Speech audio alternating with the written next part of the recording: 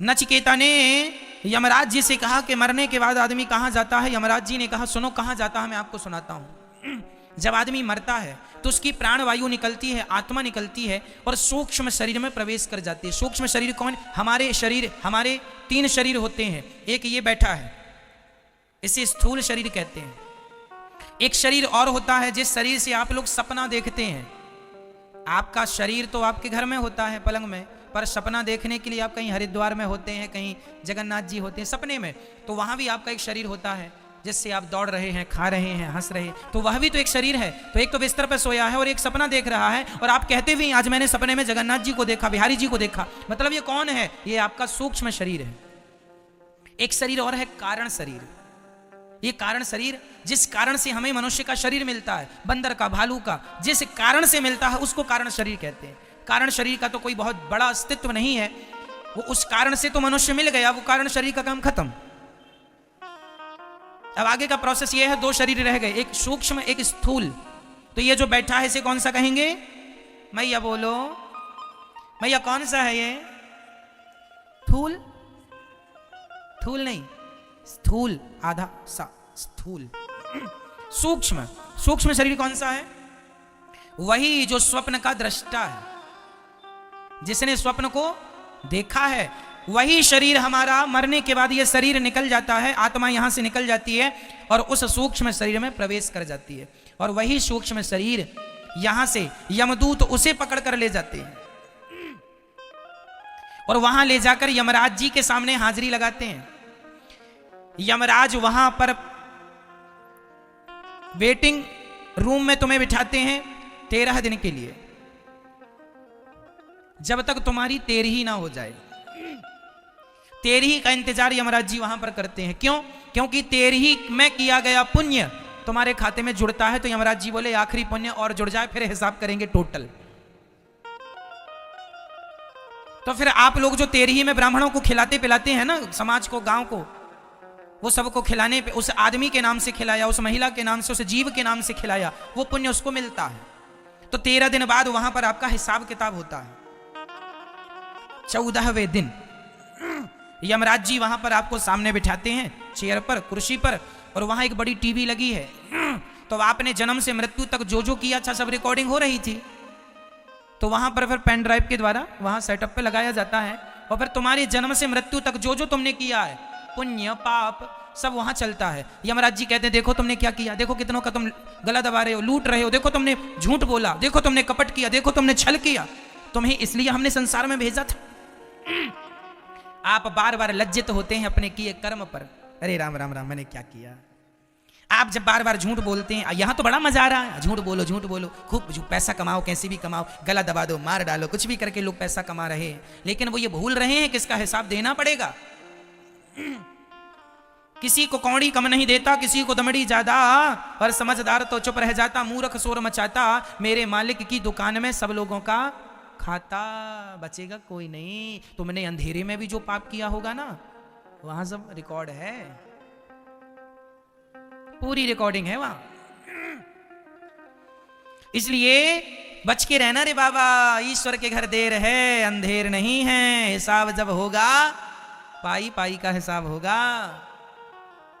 कर लो तुम खूब अत्याचार, ध्यान रखना, भोगना तुम्हें ही है।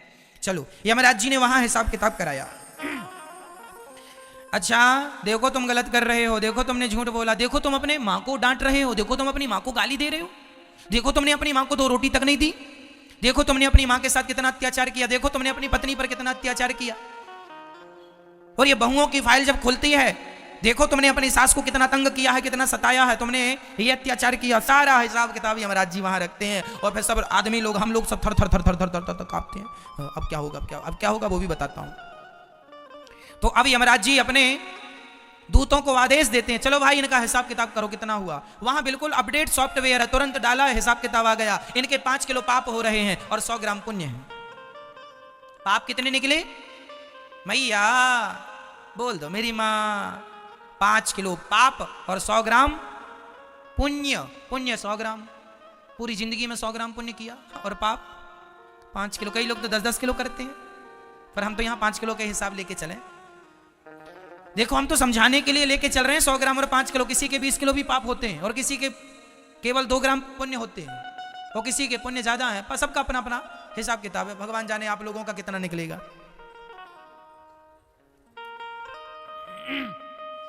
तो वहां पर फिर यमराज जी, अब कितना निकला? 5 किलो पाप। माना कि 5 किलो पाप निकला, तो फिर यमराज जी बोलेंगे आपके पाप ज्यादा हैं, इसलिए अब आपको 84 लाख योनियों में हम भेज रहे हैं। तो तुम्हारे किए हुए पापों का दंड भोगने के लिए कुछ दिन वहां नरक में रखा जाता है और नरक की यातनाएं दी जाती हैं और फिर नरक से रिफर कर दिया जाता है। जैसे छोटे हॉस्पिटल से बड़े हॉस्पिटल मरीज को भेजा जाता है। अब ये हमारे बस का नहीं है, यहां जितना होना था हो गया, अब वहां ले जाओ, आगे का ट्रीटमेंट वहां होगा। उसी प्रकार से आप लोगों को पहले वहां नरक में रखा जाता है, कुछ दिन वहां धुलाई उलाई होती है आप लोगों की। अब बड़ी बड़ी कढ़ाइयां हैं वहां पर, रौरव, महारौरव, कुंभीपाक, अंध्र, तामिश्र, कालसूत्र, असिपत्रवन, सुकरमुख, ऐसे 28 नरक हैं। जो महिला दूसरे पुरुष से संबंध बनाती है उसे सुकरमुख नरक में डाला जाता है। वहां एक लोहे का पुरुष होता है गरम, और जो पुरुष दूसरी महिला से और जो महिला दूसरे पुरुष से संबंध बनाती है, तो वहां पर स्त्री महिला दोनों नरक में उपलब्ध हैं, लोहे के बिल्कुल गरम। तो महिलाओं को, जो महिला किसी पुरुष के साथ व्यभिचार करती है उसे वहां लोहे के पुरुष से चिपकाया जाता है, और जो पुरुष किसी महिला के साथ व्यभिचार करता है, गलत हरकत करता है, उससे उस महिला के संग चिपकाया जाता है, जो लोहे की बिल्कुल गरम, उससे चिपकाया जाता है। आदमी तड़पता है, रोता है, चीखता है, चिल्लाता है। फिर वहां पर कोड़ों से मार लगाई जाती है। वहां की जमीन तांबे की होती है, तांबा, नीचे से आग जल रही है, ऊपर सूर्य का प्रकाश है और उस तांबे में सूर्य का प्रकाश, नीचे से आग वहां दौड़ाया जाता है। यमदूत वहां कोड़े पे कोड़े बरसाते हैं और आप तो बार बार मूर्छित होते हैं, पर बार बार होश में लाके दिया मुंह में खूब मार मार के दौड़ाते हैं। और करेगा पाप, जैसे धोबी घाट में धोबी कपड़ों की धुलाई कैसे करता है, दे उठा के हे ले और पाप कर ले।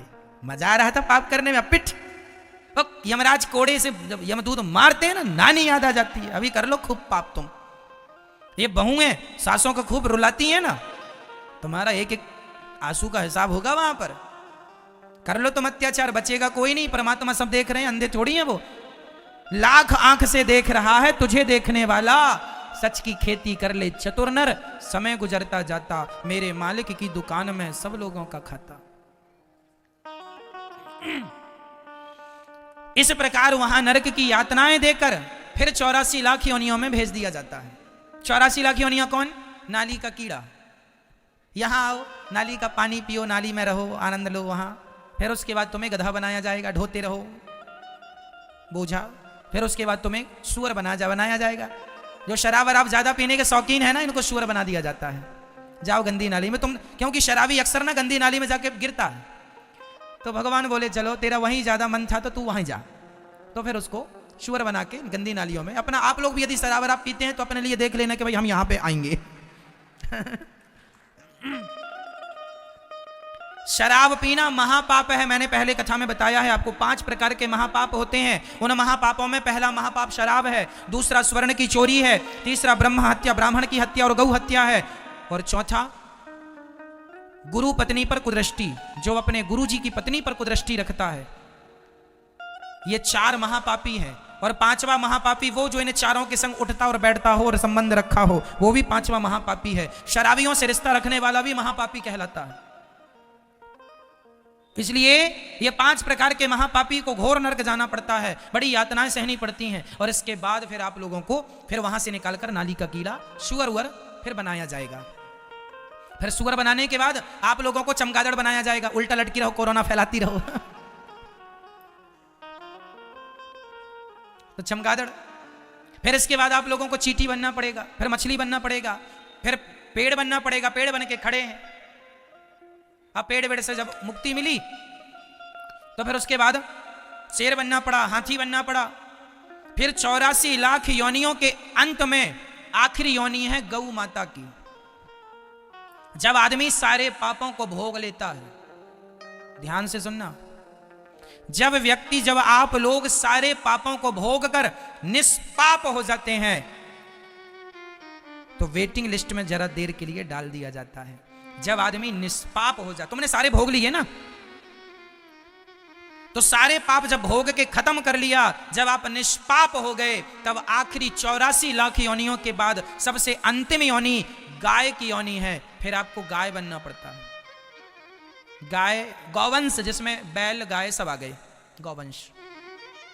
और फिर गौवंश के बाद फिर तुम जब शरीर त्यागती हो गाय का, गौवंश में बैल का शरीर त्याग कर फिर यमराज के पास जाते हो शुद्ध होकर, तब यमराज जी कहते हैं कि वाह, अब आ गए हो, तुम्हारे 5 किलो पाप खत्म हो गए, अब 100 ग्राम पुण्य बचे हैं। वो 100 ग्राम पुण्य लेकर यमराज जी कहते हैं जाओ, अब तो मनुष्य का शरीर तुम्हें दे रहा हूं। तो ये जो तुमने मनुष्य का शरीर पाया है, ये 84 का चक्कर काट के तुम लोगों ने ये मनुष्य का शरीर पाया है। फिरत सदा माया कर प्रेरा, काल कर्म स्वभाव गुण घेरा, कवहु की नर करुणा नर देही, देता ईस बिनु हेतु सनेही, बड़े भाग्य मानुष तन पावा, सुर दुर्लभ सदग्रंथ निगावा। बड़े भाग्य से ये मनुष्य का तन मिला है, इसे हल्के में ना लो। ये तुम्हें सुअर खाने के लिए नहीं मिला, चोरी करने के लिए नहीं मिला, शराब पीने के लिए नहीं मिला। ये मानव का तन भैया केवल आत्म कल्याण करने के लिए मिला है। क्यों नहीं समझते?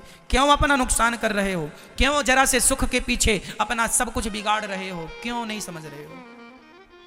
जरा सा तुच्छ सा सुख, पैसे का, पत्नी का, परिवार का, भोगों का, इसके चक्कर में आदमी लोक परलोक बिगाड़ के 84 की यातनाएं भोगने पर मजबूर हो रहा है। जरा से सुख के लिए सब छोड़कर, सबसे मन हटाकर केवल भगवान में मन लगाना चाहिए। यही मानव जीवन की सार्थकता है। मेरे तो गिरधर गोपाल, दूसरों ना कोई, यही अंतिम सत्य है।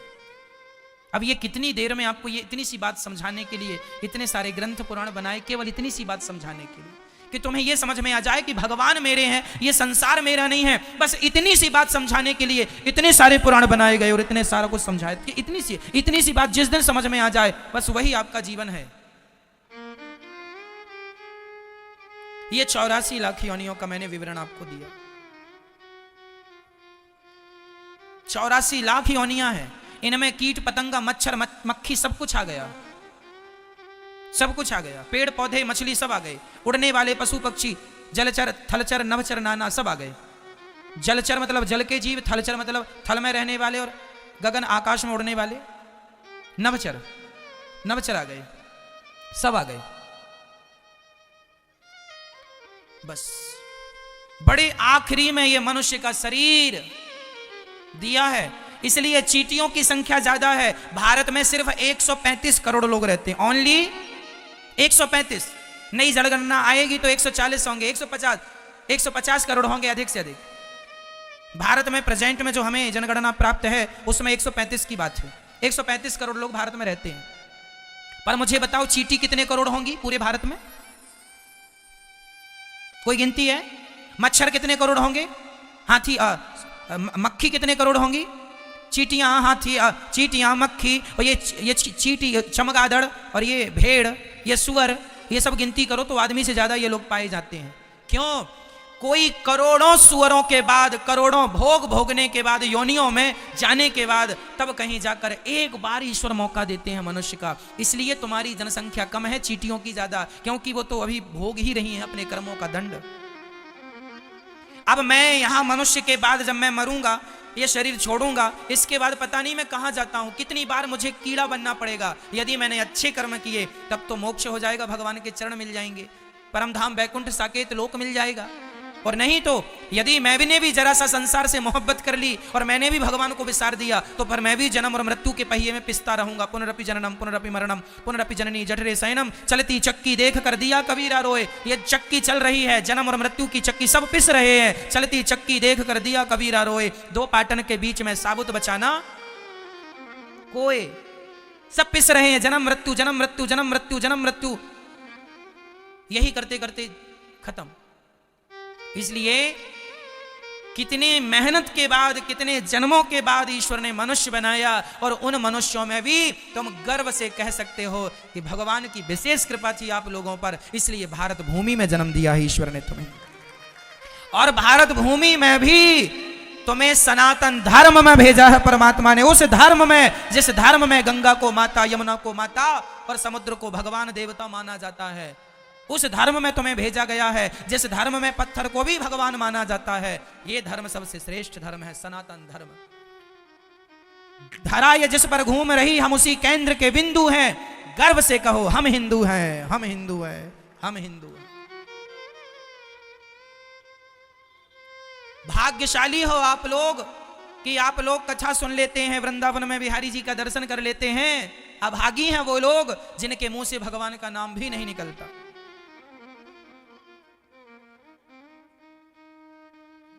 तुमको लगता है अमेरिका वाले ज्यादा भाग्यशाली हैं? ना जी, पैसे अलग विषय है मेरी मां, आध्यात्म अलग विषय है। पैसों से इस ज्ञान की तुलना ना करना।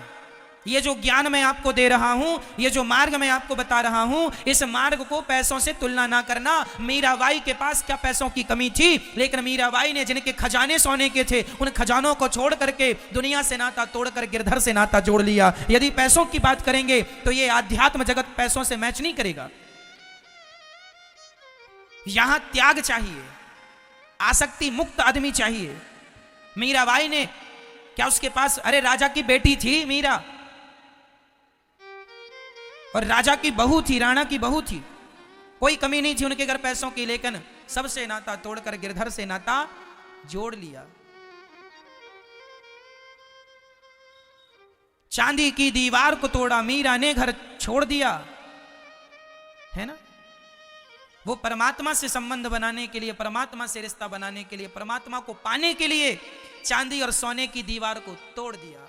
अब आप कहें कि महाराज अमेरिका तो पैसे वाला है, तो पैसे से इस आध्यात्म की तुलना ना करना। ये जो सुख है, आध्यात्म का सुख है, इस सुख के सामने तो पैसे वाले हाथ जोड़े खड़े हैं। आपको बता दूं, हमारे देश में बड़े बड़े साधु संत हुए हैं। नीम करोरी जी महाराज जी का नाम सुना होगा, स्वामी देवरहा बाबा जी का नाम सुना होगा, क्यों? स्वामी श्री कृपात्री जी का नाम सुना होगा। ऐसे महापुरुषों के सामने पैसे वाले हाथ जोड़कर खड़े रहते हैं। पैसों की कोई गिनती नहीं है आत्मज्ञान के आगे। किसके आगे? आत्मज्ञान के आगे, भक्ति के आगे, आत्मबोध के आगे किसी पैसे की कोई वैल्यू नहीं है। इसलिए भारत की तुलना अमेरिका से ना की जाए। भारत आध्यात्म देश है, और इस आध्यात्म सृष्टि में आध्यात्म गुरु यदि कोई है तो भारत है। इससे बड़ा कोई हो नहीं सकता। ये त्याग, ये तपस्या की धरती है।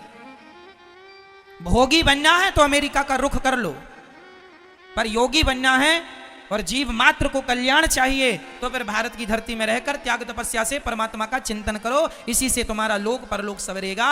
ये तो कबीरदास की धरती है।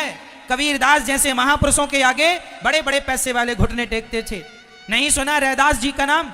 रैदास जी के आगे बड़े बड़े राजा आते थे। उनका जो कठौता था ना, उसमें कहावत निकली कि मन चंगा तो कठौती में गंगा। ये रैदास भक्त, वो रैदास भक्त जो जूता सिलते थे और परमात्मा का चिंतन करते थे। जूता सिलने वाले रैदास के घर ना बड़े बड़े राजा माथा टेकने आते थे।